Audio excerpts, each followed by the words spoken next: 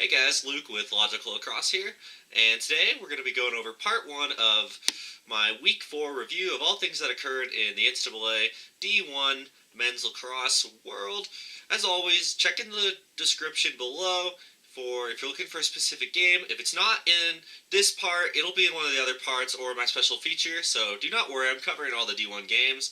But otherwise, let's get into this. So week 4 started with a bang. It started really fast.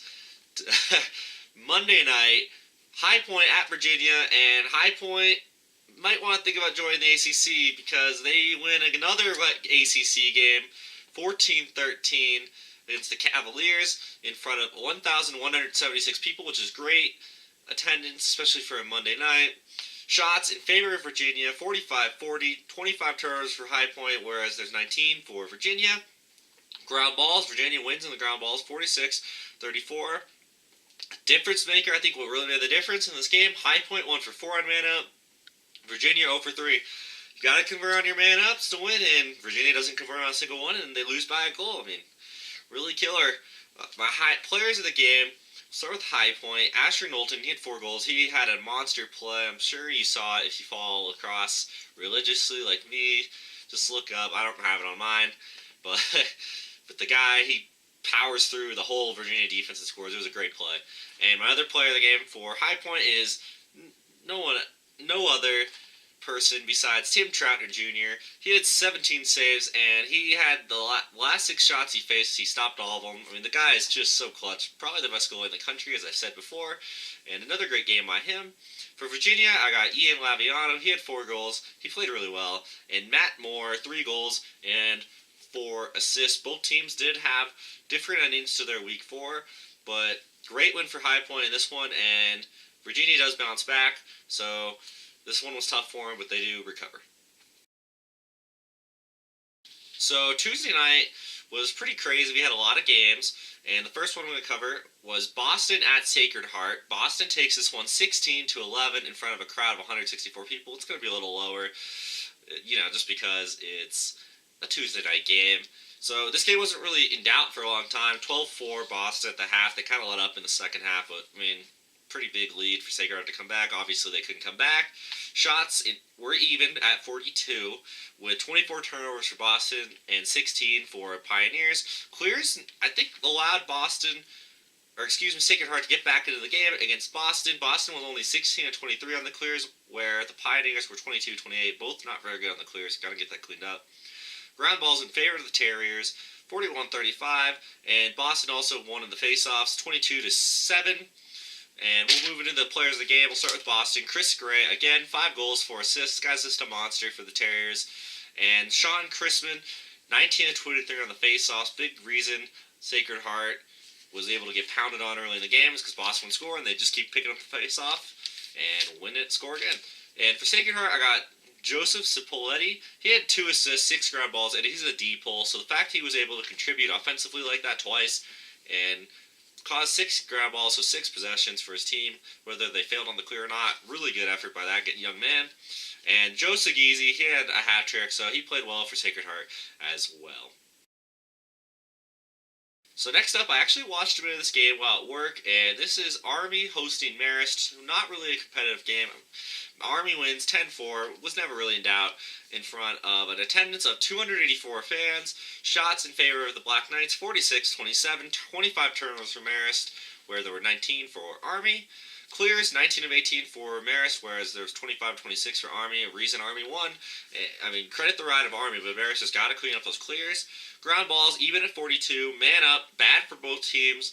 0 for 5 for Marist and 0 for 4 for Army. So Army's going to have to get the cleanup, and so is Marist, especially if Marist wants to get that first win. Marist, Hayden Smith, player of the game for them, 14 of 18 on faceoffs. Shame his team could do more with the extra possessions he granted them. And for Army, I got my player of the game being Miles Silva. He had a hat trick, so good job for him. Army, good win this game, but they did struggle against Syracuse some. Grant Syracuse is a lot better, but it's good for Army to get away for this weekend, going 1-1 overall. So definitely the most exciting game on Tuesday night, and that is Drexel at Michigan. This went to double overtime, and Drexel takes it 17-16 after launching a really huge comeback. This happened in front of 229 fans, and like I said, a huge comeback. Michigan was winning at the end of the first, 5-1. They were really dominated, and Drexel goes in the fourth quarter, 7-4 run, and they go right. Michigan, you can't give them 7 goals in a quarter. That's really bad. I mean, good offense by Drexel, but pitiful defense there for Michigan, especially when their head coach was the D coordinator at Maryland. Like, come on, guys, you gotta clean that up. But yeah, not allowed Drexel to come back that fourth quarter. They turned it up a notch. You gotta give them credit. Michigan kind of collapsed, but shots in favor of the Wolverines, 46-45. Turnovers even at 19, pretty clean. Turnovers, not terrible. I'm a little more lenient on the turnovers now. Every coach wants it under 10 in the single digits, but I'd say 15 and lower is pretty solid now, because you gotta give credit to the Rides as well, because they're obviously trying to stop you, so you're not gonna get every time for a turnover. But so clears 17-19 for Drexel, 17-23 for Michigan. Those bad clears by Michigan allowed Drexel to get into the game as well. That's why the clears are so important. Ground balls, Michigan wins 47-34. And man up, 2 for 4 for Drexel, 1 for 3 for Michigan. So not bad on either, especially for Drexel. Really good, 50%. Michigan, 33% is not good enough on the man up. Player of the game for Drexel, I got Reed Bowering, 7 goals. This guy's been a machine for Drexel. And Nick Fox, he had 3 goals, 1 assist, so a 4-point game. Really big factor in Drexel's comeback. For Michigan, I got Avery Myers. He had 4 goals and 2 assists. Really good game. And Alex Buchanovich, 4 goals, 3 assists. So, really good game. Shame that Michigan kind of blew this game. But Drexel, really good week overall. I know they lose later on to Albany, but I think they're a really solid team. So, next up, UMBC at Richmond. This was a warm-up game for Richmond against Notre Dame, which we'll get to a little later. And Richmond had an amazing week. They win this game 17-12 in front of a home crowd of 409. I mean, this is Tuesday night, so obviously it's going to be a lower attendance. But shots in favor of the Terriers, Golden Retrievers, 46-42, where ground balls were in favor of Richmond, 34-29. Man up. Killer for UMBC. If they would have converted on all of them, it would have been a tied game. But 2 for 7 on UMBC and 2 for 2 for Richmond. So thank you, Richmond, for understanding and appreciating the possession in a man up and converting on both of them. But 7 penalties is definitely way too high. They got kind of lucky against UMBC with that. UMBC unable to convert, and Richmond's D doesn't have credit for that. Players of the game, UMBC, Trevor Petchork, 4 goals, 2 assists. Really good game by him. I mean, that's 50% of the total offensive output. And for Richmond, Teddy Hatfield, 3 goals, 5 assists. Monster game for that young man. And Ryan Lanchbury, 5 goals, 1 assist. Those 2 guys have really kind of separated themselves as the best players offensively for Richmond. So a good win for Richmond. UMBC going to have to rebound some more. They're kind of having a tough start to the year. But yeah, as we'll get into later on, this was definitely not the most impressive Richmond performance of the year. So, a Tuesday game a lot of people were excited for, but kind of fell through a bit. Maryland ruined it, so thank you, Maryland. Maryland hosted Colgate, winning 11-6. Colgate really never in the game. They were kind of sloppy after winning against Syracuse, and it showed in this game. I warned about it. I forget who they played right before Maryland, but they were pretty sloppy. I know Binghamton they were pretty sloppy against. But attendance of 1,555 fans was amazing for a Tuesday night game. It was 9-3 Maryland at the halftime. I mean, like I said, not really close or competitive. Shots in favor of the Terps, 34-25. Turnovers, pretty good for both teams. Colgate 15, pretty good, and 18 for Maryland. Ground balls, Maryland takes it 35-22. And my players of the game, we'll start with Colgate. I got Mike Hopkins, he had 2 goals. I mean, really no consistent offensive threat for Colgate in this matchup. And for Maryland, I got Jared Bernhardt, who's really done a good job replacing Connor Kelly. 4 goals, 1 assist. And Logan Wisnauskas, he had 3 goals, 2 assists. So good win for Maryland. And they follow this game with another good win against Navy later in the week. Colgate, I don't believe they played it again, but they're going to have to rebound after their first loss of the year. So this one was a bit surprising. I thought UMass Lowell was going to take it, and they hosted Holy Cross, but UMass Lowell loses to the Holy Cross Crusaders 12-7 at home in front of a home crowd of 110. Again, Tuesday night game, so it's going to be a lower attendance. Shots in favor of the Crusaders, 42-26. Ground balls in their favor as well, 43-33. Turnovers really bad for both teams. 21 for Holy Cross and an abysmal 31 for UMass Lowell. I don't know how you can turn over 31 times in a game, to be honest with you guys. It's almost like they were rolling it out of bounds just to run up the score just to see how high they could get the turnover rate. I mean, obviously they weren't doing that, but you cannot turn over 31 times. That's just ridiculously sloppy. Man up. 3 for 6 for Holy Cross, so 50%. Great job, guys. And 1 for 4 for UMass Lowell. I mean, 25%. You got to get a little higher. You convert on those other 3. It's 12-10. It's a different game. I mean, you got to convert on man up. But credit Holy Cross's defense as well. Players of the game, we'll start with UMass Lowell. I got Jake Lining. He had a hat trick. Really the best player offensively. And for Holy Cross, I got Kevin Kodzis. He's got 5 goals and 2 assists in the matchup, so he had a great game. Great win for Holy Cross. Definitely surprised by that. They have Harvard in the week 5, so that'll be a good matchup. I have Harvard winning that one, but I think Holy Cross has definitely improved from their opener. So Lafayette at Manhattan. I think Lafayette's been really impressive with the new coaching staff, and they went on the road on Tuesday night, 13-5, in front of a home crowd for the Jaspers of 219. It was 9-4 Lafayette at half. Not really a close game ever. Shots in favor of Lafayette, 41-22. Turnovers, really good for Lafayette. Thank you for taking care of the ball. I love you guys just for that. 12 turnovers, really good. And 17 on Manhattan, so they didn't do that badly on the turnovers either, but a little high. Ground balls in favor of Lafayette, 35-21. And man up, 1 knock on Lafayette, only 1 for 5. Not too good. And 0 for 3 for Manhattan, so both Manhattan Ds do deserve credit.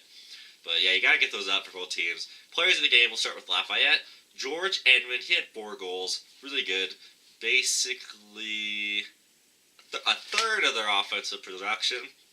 And for Manhattan, I got Parker Giratana. He had 2 goals, 1 assist. Yeah, a tough game for Manhattan, but a great win for Lafayette, and they've been really impressive under their new coaching staff.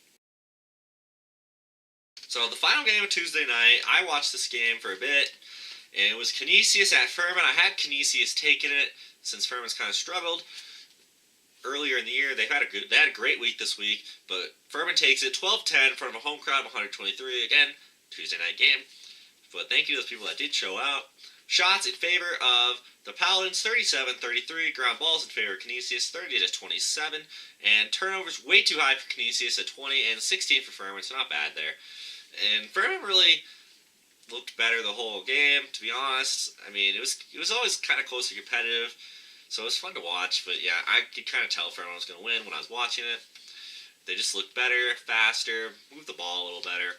But players of the game, for Canisius, Carter Stefaniak, he had 2 goals, 1 assist. And for Furman, I got Jarrett Birch pegged down with 3 goals and 1 assist. Furman, this was not their best game of the week. We'll get into it later, but they absolutely mauled poor Hampton. Yeah, great win for Furman, and Canisius has got Air Force in week 5. So, good Friday night game. Cornell came out with some rust as they were hosted by a high-flying Hobart offense. In this game, 19-16 for Cornell in front of a home crowd, 1,027 people. Shots in favor of the Cornell, 51-46. Ground balls, 41-37 in their favor as well. Turnovers also in their favors. They had 23, which was way too high, 22 for Hobart. So really bad on the turnovers for both teams. But granted, that was Cornell's first game of the year against a Hobart team that's played a couple of games. So they're going to obviously have some rust. Man up. A 1 for 3 for Cornell, and 0 for 2 for Hobart. Hobart, if you convert on both of those, it would be 19-18. Way closer game. They wouldn't have had to rush so much in the game because they were down by a lot. This score is a little deceiving because Hobart scored a bunch of goals at the end when it was really already not in doubt.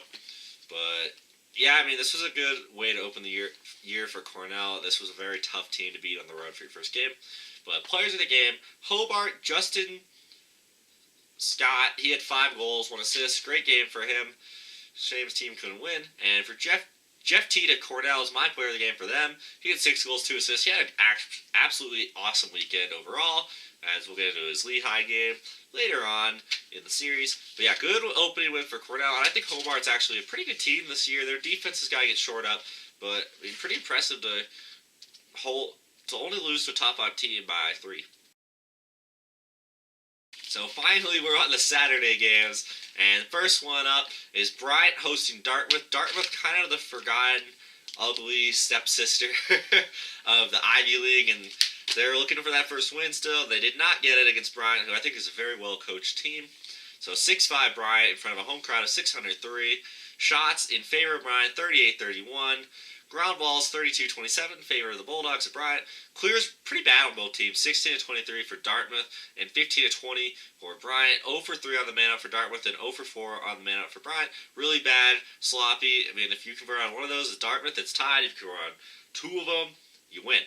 So man-up really sloppy. I didn't see this game, so I can't say whether it was a great defensive game or if it was a bad offensive game, which led to a low score. Probably a little bit of both, but Bryant's got a great defense overall, so I think there was some really good defense. I'll give them the benefit of the doubt. But players of the game, Dartmouth, Daniel Hinks, he had 15 saves, and for Bryant, I got Kevin Beinfor, he had 14 saves. So really a goaltender battle. I mean, they made some great saves, which led to the low-scoring affair as well. But yeah, great win for Bryant, and Dartmouth's just going to have to keep grinding until they get that first win.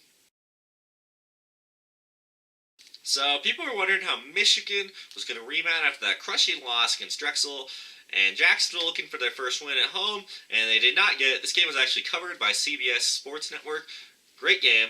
Michigan takes it on the road, 11-10 in front of a home crowd of 4,313 people, which is amazing for a game in the South, especially in Florida, where it's really growing. But shots were in favor of Jacksonville, 42-33.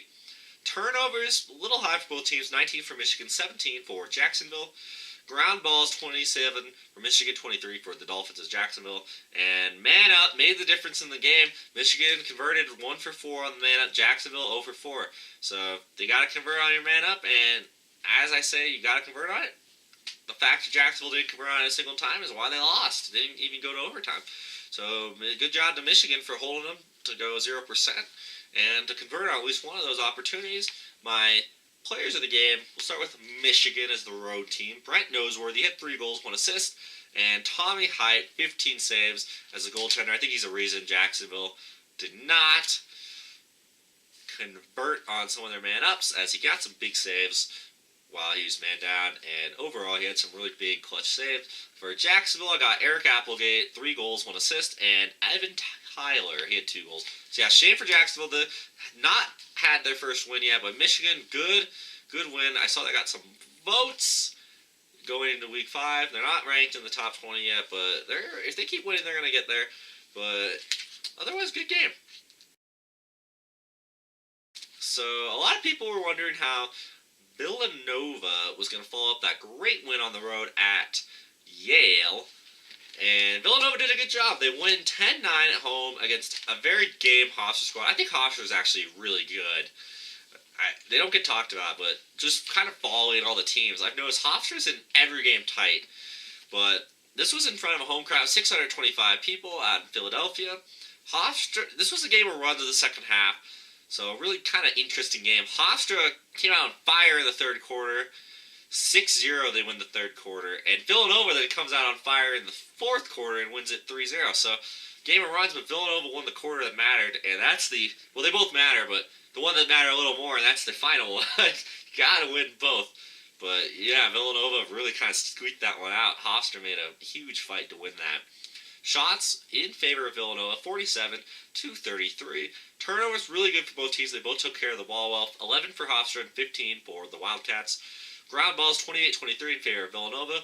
And man up, 2 for 3 for Hofstra and 2 for 8 for Villanova. I think that's another reason why Hofstra lost was, they had 8 penalties. You cannot have 8 penalties in a game and expect to win consistently unless you're playing a team you severely overmatch. But, Villanova is a team that can compete with anyone, I guess except for Penn State. So, you cannot get 8 penalties against a team like Villanova. But players of the game, we'll start with Hofstra. I got Ryan Tierney, he had 5 goals. Great game. Over 50% of their scoring output. And for Villanova, I got Matt Campbell, who had 6 goals, so 60% of the score. So yeah, great game.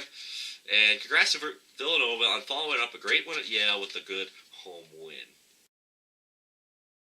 So as I mentioned earlier, the UMBC game was not the best game for Richmond, as Richmond at home beats number 8 Notre Dame 9-8. Amazing game. I watched this while there were commercial breaks during my game of the week, which was Penn State at Yale, and this was a great game. Both teams played pretty well, honestly. Saw Notre Dame getting some hate, but don't forget, Richmond's good, as I did have to scout them and coach against them last year, and they're a great roster, really coached well. And this was in front of a home crowd of 1,230 people. Shots in favor of the Irish, 36-33. Turnovers, pretty low for Notre Dame, 16, 19 for Richmond, so a little high, but credit both the rides and the defenses for that as well. Ground balls, Notre Dame really won in the ground balls, 30-17, but really no consistent offensive threat. They miss Garnsey, who's academically ineligible, but Brian Costabile is my Fighting Irish player of the game with 2 goals. And for Richmond, I got the entire defense. I mean, the fact that they were able to hold a top 10 team to under double digits in goals is extremely impressive. So I'm really happy to see them. SoCon's got some good teams at the top with High Point and Richmond. Maybe those 2 guys are going to join the ACC. But yeah, we'll have to see how the Irish respond after kind of a loss a lot of people weren't expecting. I thought it would be close, but I thought the Irish would win. And we'll see how Richmond handles this success. So guys, final game for part 1, and this is Johns Hopkins at North Carolina. I picked North Carolina to win as Hopkins was staring 0-3 in the face. I thought they were going to kind of, I mean, obviously they were coached really well by Petromalo, but I kind of thought they might crumble a little bit in this game. But you got to give credit to Johns Hopkins. They win this game 11-10 in absolutely horrid conditions. This was in front of a crowd of 204 people. It's going to be pretty low. I mean, I watched this game. And yeah, the weather was terrible. The field was absolutely horrible. That's a note I got.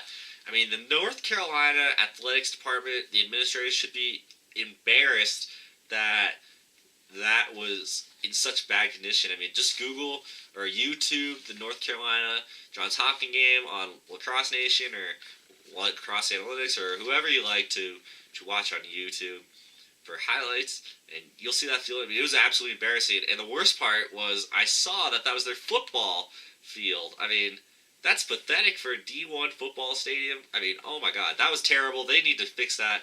I get using natural grass, but I mean, come on, that was a mud field. I mean, terrible. But Hopkins, what made the difference in the game was Hopkins wins the third quarter 4-2, so they came out better out of halftime. And you got to win the first 5 minutes of the third quarter and the final 5 minutes of the fourth quarter. Barry Bryant, one of the greatest coaches of all time in any sport, said that, and I believe he's right. Applies to lacrosse as well as football.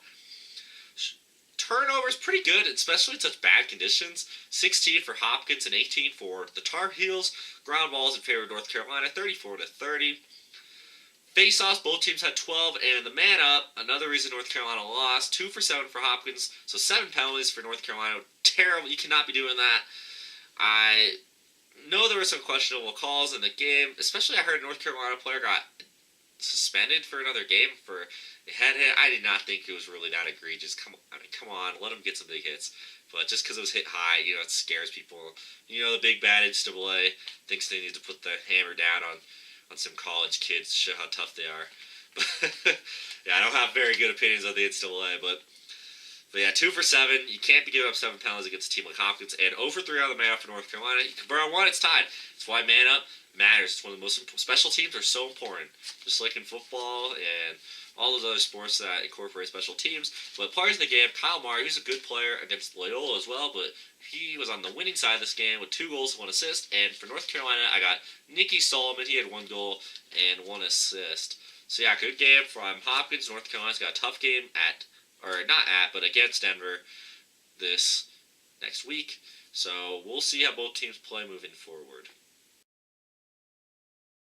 So guys, that'll do it for part 1 of my week 4 review. If you like this video, please leave a like and feel free to subscribe, as it really helps grow up the channel. I truly appreciate it.